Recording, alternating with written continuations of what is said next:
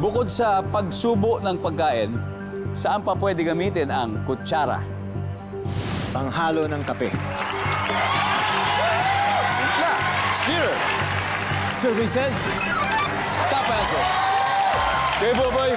Pass or play? We're gonna play. Okay, let's go. Let's go play. Miss Camille, bukod sa pagsubo ng pagkain, saan pa pwedeng gamitin ang kutsara? Julian, bukod sa pagsubo ng pagkain, saan pa pwedeng gamitin ang kutsara? Pagsandok ng ulam. Pwede! Pagsandok ng ulam, serving spoon. Survey? Yun. Sa Jim, bukod sa pagsubo ng pagkain, saan pa pwedeng gamitin ang kutsara? Sa pagluto. Yes! Pwede yan. Nandiyan ba ang pagluto? Okay. Pang-measure ng ingredients. So, bukod sa pagsubo, saan pa pwedeng gamitin ang kutsara, Sir Boboy?